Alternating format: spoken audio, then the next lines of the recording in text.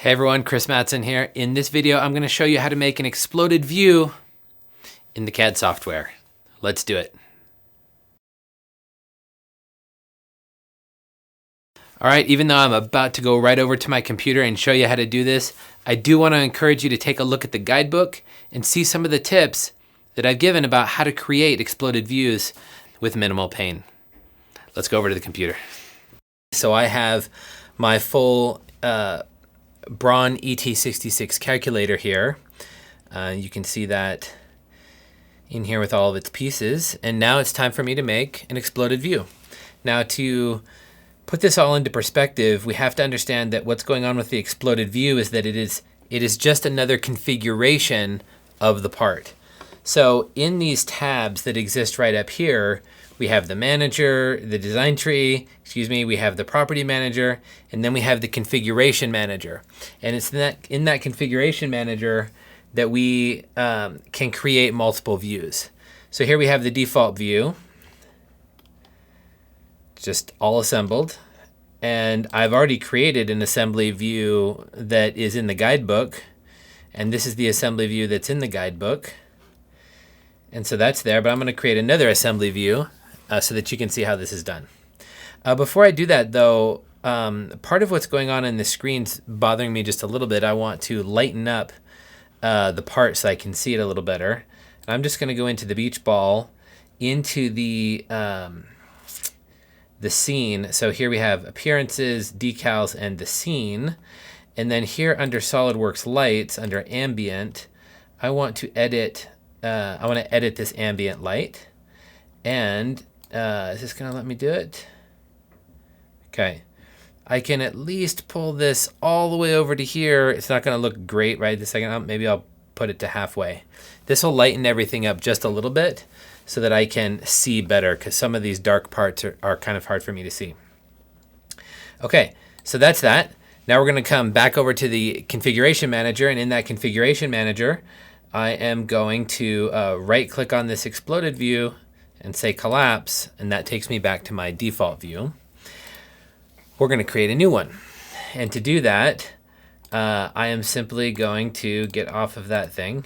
Okay, I'm going to new exploded view. Here we go, new exploded view. All right, I think this is going to do it for me. What we need to think about when we're making exploded views is we need to imagine that we're making explosion steps. Now, as far as a still image goes, it might not be super intuitive why we're thinking of steps, but it turns out that later we'll learn that these exploded view steps can be animated, and then we can see the explosion happening in a particular order. So one of the best places to start here is to figure out just kind of what orientation you want the exploded view to be in when you're all done. And so I will choose a view like, say, this view right here, or this orientation. And I'm going to come up here into this, what is this called? The View Orientation Manager thingy. And I'm going to tell it that I want to create a new view. And I'm going to create a new view here, and this is going to be my exploded view. Okay, now that orientation is going to be set. No matter what I do, I can go back now and look at my exploded view orientation. Now it's good to do this because I need to like offset stuff in the explosion, and the amount that I need to offset is going to depend on what my view is. So I'm going to go with this view for now. And my first step that I'm going to do is I'm going to take this front cover. You can see I highlighted it. When I highlighted it, it put the name of that part in this blue area. Then I see these arrows. I can now pick these arrows and pull this in any direction that I want. Okay. So that's first part that I'm going to do is pull it just out, just past.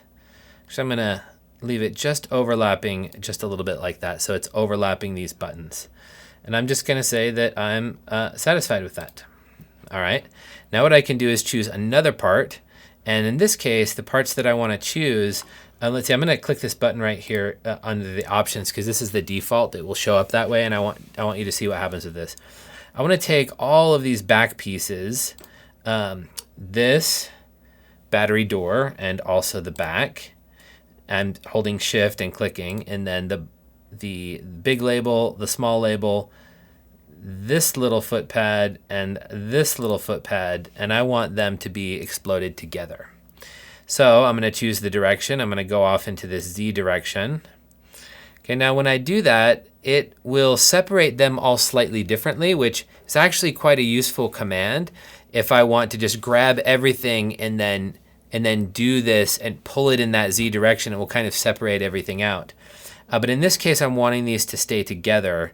And the way to make that happen is to unclick this auto space components, and then it will keep them together and we can move them however we want. Now, in order for me to know how far back I want to move this one, I've got to go look at this in my exploded view. And I can see when I do that, okay, let's see, where am I? Here we are, okay. I wanted to go back even further because I'm going to move the circuit board back. So I'm going to go to about right there.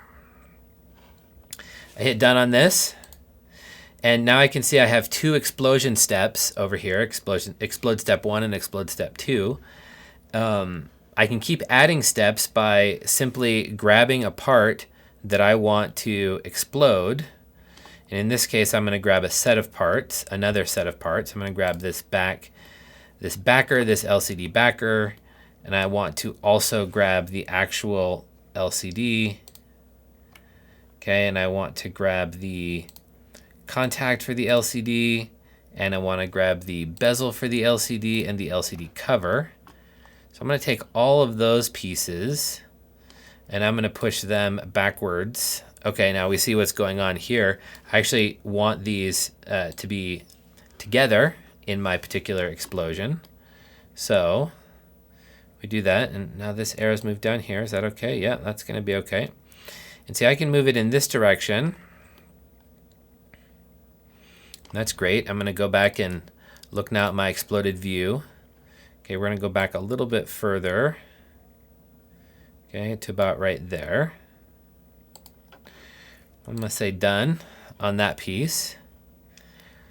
Okay, then what I'm going to do is take my circuit board, and I'm just going to move the circuit board alone with this dumb screw that's sitting in my assembly.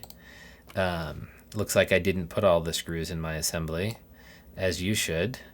I'm just going to move this one back just a little bit. Tell them to stay together so that screw stays in there. I'm going to leave that about right there. Okay, I'd say done with that.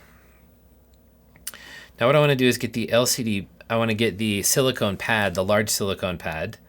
Okay, so I've accidentally finished that exploded view, but I can go add some more steps by just right-clicking on it and saying Edit Feature. And in there, then I can get back to where I was. So I'm going to take this large silicone pad, and I want to push it backwards just a bit so that I can still see the circuit board, like that. Now, I'm not going to say this is the best exploded view in the world, but it is an exploded view, and you can see how this works. Let's see if we can do just one more adjustment to this, which is that if we wanted to take this whole assembly that's up here, this grouping of parts, and if I wanted to move it up a little bit, let's see how we could do that. First of all, let me go back to my exploded view. This is my view orientation that I'm expecting to use for this. I want to come in here and edit this. Now, in my explode step 3, it's not that. Yes, it is that. I had to choose a direction, and I chose this Z at ET66.SLDASM direction. And I don't have the option of adding another direction. So I'm going to have to add a completely additional step to this. And the way that I'm going to do that is get out of explode step 3, which is what I'm currently in, and I'm going to create a new one, And the way I'm going to do that is come over here and grab all of these things, if it will let me. Okay, it did, but I don't know that it grabbed everything. No, it didn't. It didn't grab this one, and this one, and this one, and this one, but it did grab the other ones.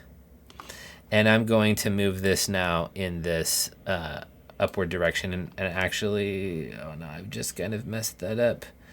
I want to take off this auto spacing, and then I want to zoom out, and I want to find, is this my arrow that I want? Yes. Okay.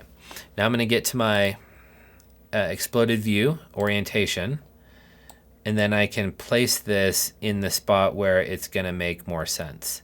So before it was kind of down here, which it looks pretty good down there. If for some reason I wanted to move it up, I could move it up some amount and then say that I'm done with this step, and now I have my exploded view. So we finished this. Now we can come into this exploded view and we can collapse it, or we can explode it.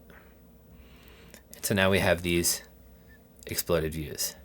All right, that's it. That's all there is. Hopefully that helped you understand how to make the exploded view. The exploded view is essential for kind of understanding how all the pieces go together or how they stack up. And that's that. See you in the next one.